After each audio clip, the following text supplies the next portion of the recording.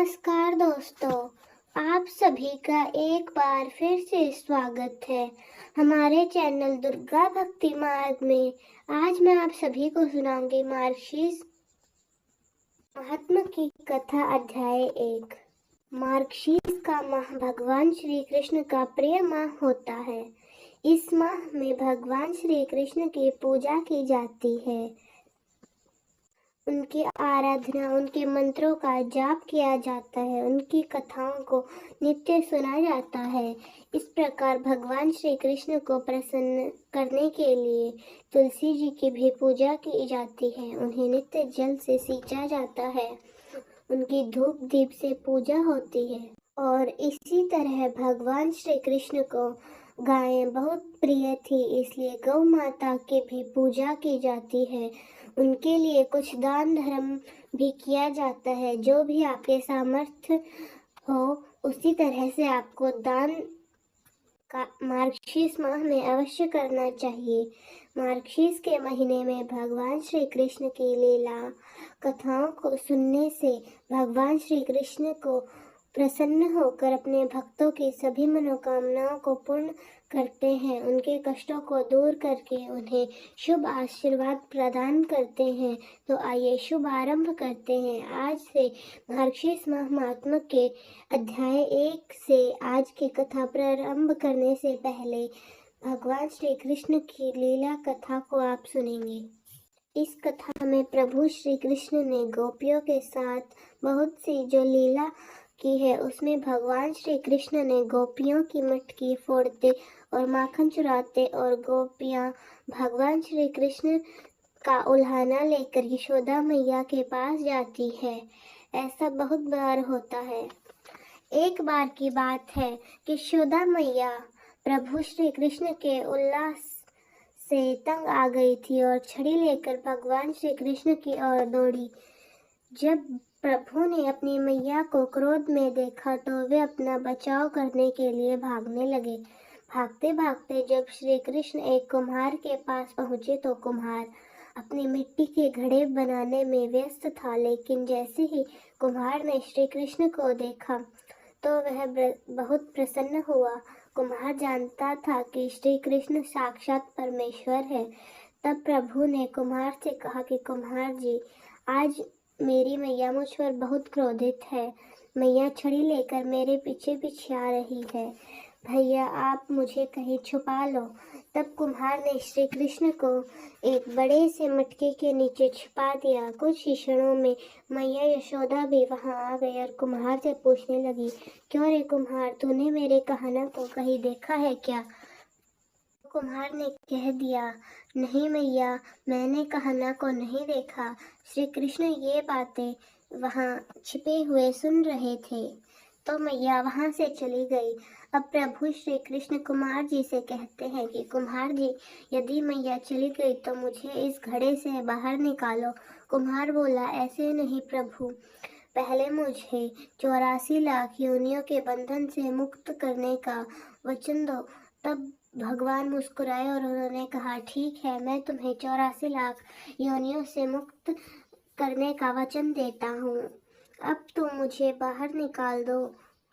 तो कुम्हार कहने लगा, मुझे अकेले नहीं प्रभु, मेरे परिवार के सभी लोगों को 84 लाख योनियों के बंधन से मुक्त करने का वचन दोगे, तभी मैं आपको इस घड़े से बाहर निकालूं।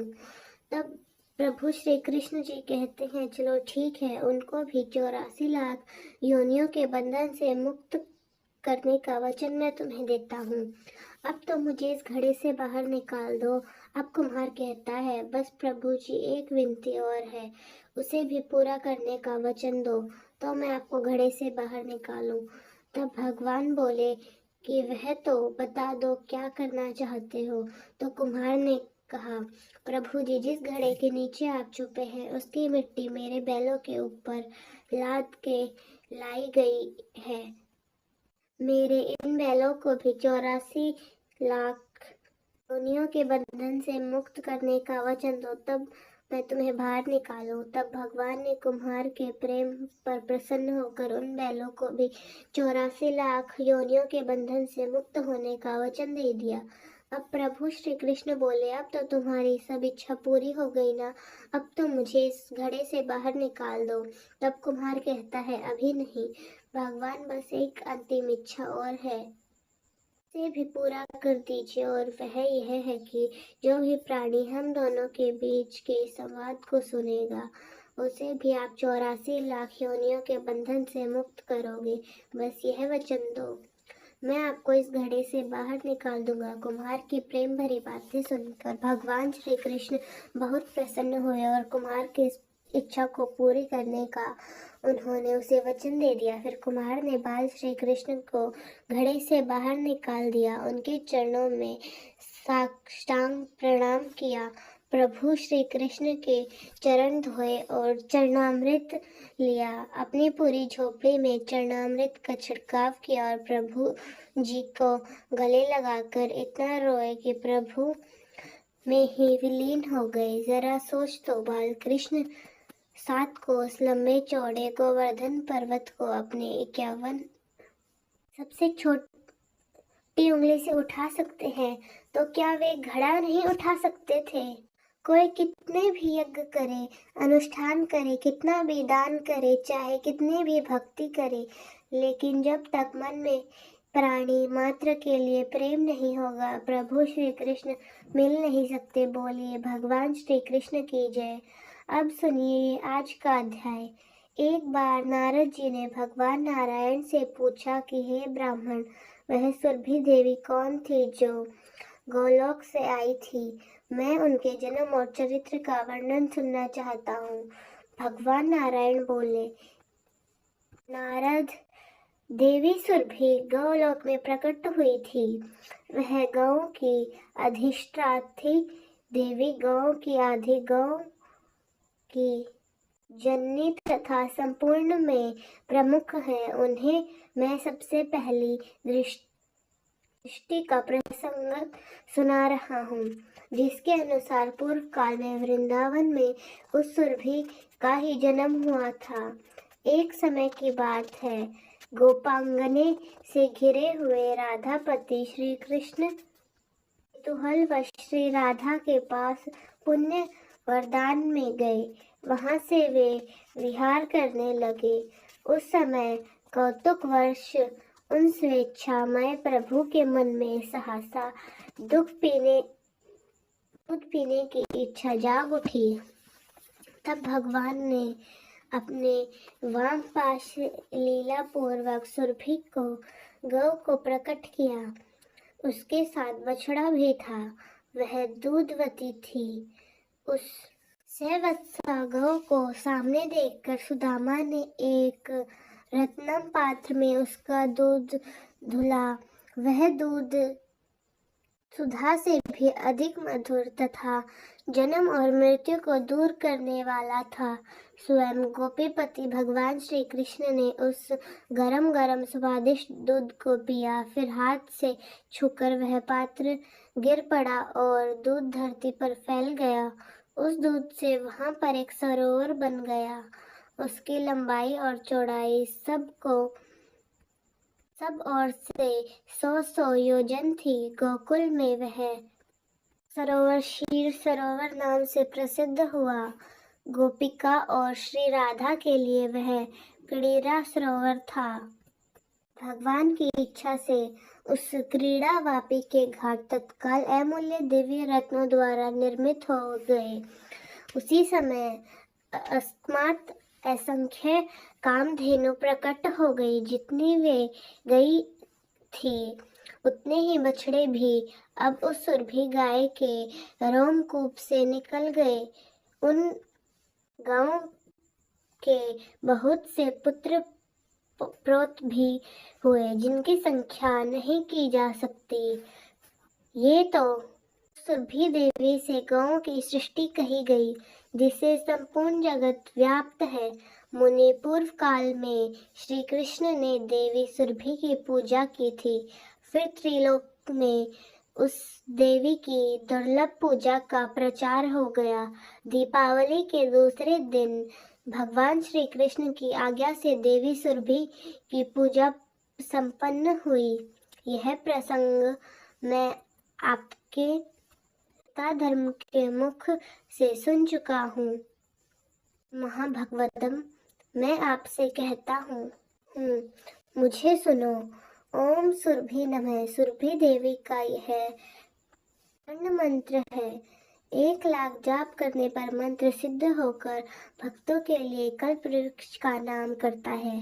ध्यान और पूजन यजुर्वेद में समक्षक प्रकार से वर्णित है, जो रिद्धि वृद्धि मुक्ति और संपूर्ण कामनाओं को देने वाली है, जो लक्ष्मी स्वरूपा श्री राधा की सहचर गांवों अधिष्ठात्री है। गौओं की आदि जननी पवित्र रूपा पूजनीय भक्तों के अखिल मनोरथ सिद्ध करने वाली है तथा जिनसे यह सारा विश्व पावन बना है, उस भगवती सुरभि की मैं उपासना करता हूँ। कलश गाय के मस्तक, गांवों के बांधने के खंभे, शालिग्राम जी की मूर्ति जल अथवा अग्नि में देवी सुरभि की भावना करके दिव्य इसकी पूजा करें। जो दीप मलिका के दूसरे दिन पूर्वा काल में भक्ति पूर्वक भगवती सुरभि जी की पूजा करेगा, वह जगत में पूज्य जाएगा। एक बार वार्य कल्प में देवी सुरभि ने दूध देना बंद कर दिया। तब देवता अत्यंत चिंतित होकर ब्रह्मा लोक में गए और ब्रह्मा जी की स्तुति करने लगे। फिर ब्रह्मा जी की आज्ञा पाकर इंद्र ने देवी सुरभि की स्तुति आरंभ की। इंद्र ने कहा, देवी एवं महादेवी सुरभि को बार बार नमस्कार। जगदम्बिके, तुम गौओं के बीच स्वरूपा हो, तुम्हें नमस्कार है। तुम श्री राधा को प्रिय हो, तुम्हें नमस्कार है। तुम लक्ष्मी जी का अंश भूता हो, तुम्हें बारंबार नमस्कार है। श्री कृष्ण की प्रिया को नमस्कार है।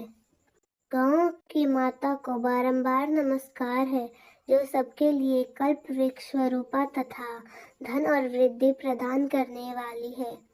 उस भगवती सुर को बारंबार नमस्कार करता हूँ। इस प्रकार स्तुति सुनते ही सनातनी जगत जननी भगवती सुरभि भी संतुष्ट और प्रसन्न होकर उस ब्रह्मलोक में प्रकट हो गई। देवराज इंद्र को परम दुर्लभ मनवांछित वर देकर वे पुनः गौलोक में चली गई। देव भी अपने अपने स्थानों को चले गए। हे नारद, फिर तो सारा विश्व सहसा दूध से परिपूर्ण हो गया। दूध से घी बनाकर घी से यज्ञ संपन्न होने लगे तथा उनसे देवता संतुष्ट हुए। नारद जी बोले, भगवान नारायण के ध्यान में तप कर रहने वाले महाभाग्य आप नारायण के ही अंश हैं। अतः भगवत आप नारायण से संबंधित रखने वाली कथा कहिए। सुख का उपाख्यान अत्यंत मनोहर है, उसे मैंने सुना है। अब मैं श्री राधा का परम उत्तम आख्यान सुनना चाहता हूँ। उसके प्रादुर्भाव के प्रसंगन तथा उसके ध्यान स्रोत और उत्तम कवच को भी सुनने की मेरी प्रबल इच्छा है। अतः आप इन सब का वर्णन कीजिए। मुनिवर श्री नारायण ने कहा, नारद, पूर्व काल की बात है। कैलाश शिखर पर भगवान शंकर सबसे श्रेष्ठ स्वामी और सिद्धिदाता है। वह बैठे हुए थे। मुनि लोग भी उनकी स्तुति करके उनके पास ही बैठे थे। भगवान शिव का मुखारविंद प्रसन्नता से खिला हुआ था। उनके अंधरों पर मंद मुस्कान की छटा राशो कवच का सरक आख्यान सुना रहे थे। उस प्रसंग के श्रवण में कुमार की बड़ी रुचि थी। रास मंडल का वर्णन चल रहा था। जब इस आख्यान की समाप्ति हुई और जब अपनी बात प्रस्तुत करने का अवसर आया, उस समय सती धवती पार्वती जी मंद मुस्कान के साथ अपने प्राण वल्लभ के समक्ष प्रश्न उपस्थित करने की उद्यत हुई। पहले तो वे डरती हुई सी स्वामी की स्तुति करने लगी। फिर जब गणेश ने मधुर वचनों के द्वारा उन्हें प्रसन्न किया, तब वे देवेश्वरी महादेवी उमा महादेव जी के सामने वह अपने अपूर्व राधिका उपाख्यान सुनाने के लिए अनुरोध करने लगी। श्री पार्वती जी बोली, हे नाथ, मैंने आपके मुखारविंद से 5 रात आदि सारे उत्तम आगम नीति शास्त्र सिद्धियों के सिद्धि शास्त्र, नाना प्रकार के मनोहर तंत्र शास्त्र, परात्मा श्री कृष्ण के भक्तों की भक्ति शास्त्र तथा समस्त देवियों के चरित्र का श्रवण किया है। अब मैं श्री राधा का उत्तम आख्यान सुनना चाहती हूँ। श्रुति में कव शाखा के भीतर श्री राधा प्रशंसा संक्षेप से की गई, उसमें उसके मुख से सुनना चाहती हूँ। अब व्यास द्वारा वर्णित श्री राधा की महत्ता सुनाइए। अतः आप श्री राधा की प्रादुर्भाव, ध्यान, उत्तम नाम महात्मा, उत्तम पूजा विधान, चरित्र, स्तोत्र, उत्तम कवच, आराधना विधि तथा अभविष्ट पूजा पद्धति का इस समय वर्णन कीजिए। भक्त वत्सल, मैं आपकी भक्त हूँ, अतः मुझे यह बातें अवश्य बताइए। पार्वती जी का युक्त वचन सुनकर भगवान पंचमुख शिव ने अपने मस्तिष्क नीचे करके अपना सत्य भंग होने के भय से वे मौन हो गए, चिंता में पड़ गए। उस समय उन्होंने अपने इष्ट देव करुणा निधान भगवान श्री कृष्ण का ध्यान द्वारा स्मरण किया और उनकी आज्ञा पाकर वे अपने आराधना स्वरूपा पार्वती से इस प्रकार बोले, देवी, मुझे परात्मा भगवान श्री कृष्ण ने राधा आख्यान से प्रसंग से रोक दिया है, परंतु महेश्वरी, तुम तो मेरी आधा हो, आधा अंग हो, अतः स्वरूप तय मुझे भिन्न नहीं हो। इसलिए भगवान श्री कृष्ण ने इस समय मुझे यह प्रसंग तुमने सुनाने की आज्ञा दे दी। सती शिरोमणि, मेरे इष्ट देव की वल्लभा श्री राधा का चरित्र अत्यंत गोपनीय, सुखद तथा श्री कृष्ण भक्ति प्रदान करने वाला है। हे दुर्गे, वह सब पूर्वा पर श्रेष्ठ प्रसंग मैं जानता हूँ। जिस रहस्य को जानता हूँ उसे ब्रह्मा तथा नाराज शेष भी नहीं जानते। अनंत कुमार, सनातन देवता, धर्म देवेंद्र, मुनिंद्र और सिद्धेंद्र को भी उसका ज्ञान नहीं है। सुरेश्वरी, तुमसे भी बलवती हो, क्योंकि इस प्रसंगन को न तो सुनने पर अपने प्राणों का परित्याग कर देने की उच्छत हो गई थी। अतः मैं इस गोपनीय विषय में तुमसे कहता हूँ कि हे दुर्गे, हे परम अद्भुत रहस्य है। मैं इसका कुछ वर्णन करता हूँ, सुनो। श्री राधा का चरित्र अत्यंत पुण्यदान तथा दुर्लभ है। इस समय दास की राधा श्री राम सुंदर श्री कृष्ण से मिलने को उत्सुक हुई।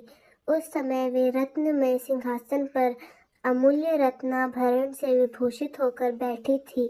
अग्निशुद्ध दिव्य वस्त्र उनके श्री अंगों की शोभा बढ़ा रहे थे। उनकी मनोहर अंग क्रांति करोड़ों पूर्णिमा चंद्रमा को लज्जित कर रही थी। उनकी प्रभा तपाए हुए सवरियों के सदृश जान पड़ती थी। शुद्ध स्वरूपा श्री राधा के अगर पर मंद मुस्कान खेल रही थी। उनकी दंत पंक्ति बड़ी ही सुंदर थी। वे मालती सुमन की माला से मंडित रमणीय केश पाश धारण करती थी। उनके गले की रत्नमयी माला ग्रीष्म ऋतु के सूर्य के समान दीप्तिमती थी। कंठ में प्रकाशित शुभ मुक्ता हार गंगा की धवल धार के सामने शोभा पा रहा था। रसिक शेखर श्याम सुंदर श्री कृष्ण ने मंद मंद मुस्कुराती हुई अपनी उन प्रियतमा को देखा। प्राण वल्लभ पर दृष्टि पड़ते ही विश्वकांत श्री कृष्ण मिलने के लिए उत्सुक हो गए। परम मनोहर कांति वाले प्राण वल्लभ को देखते ही श्री राधा उनके सामने दौड़ी गई। महेश्वरी, उन्होंने अपने प्राणाराम की ओर धावन किया। इसलिए पुराण वेता पुरुषों ने उनका राधा यह सामर्थ्य नाम निश्चित किया। राधा श्री कृष्ण की आराधना करती थी और श्री कृष्ण की राधा की वे दोनों परस्पर आराध्य और आराधक है। संतों का कथन है कि उसमें सभी दृष्टियों से अतः समता है। हे महेश्वरी, मेरे ईश्वर भी कृष्ण राज में प्रिया जी के धावन कर्म का स्मरण करते हैं, इसलिए वे उन्हें राधा कहते हैं। ऐसा मेरा अनुमान है।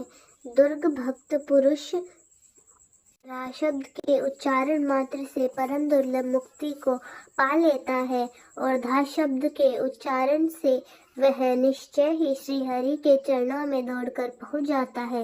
रा शब्द का अर्थ है पाना और धा शब्द का अर्थ है निवारण अर्थात मोक्ष। भक्तजन उनसे निवारण मुक्ति पाता है, इसलिए उन्हें राधा कहा गया है। श्री राधा के रोमकूपों से का समुदाय प्रकट हुआ है तथा श्री कृष्ण के रोमकूपों से संपूर्ण गोपों का प्रभु हुआ है। श्री राधा के मानव अंश भगवान से महालक्ष्मी जी का प्रकट हुआ है और वे ये मत्स्य की अधिष्ठात्री देवी तथा गृह लक्ष्मी के रूप में भी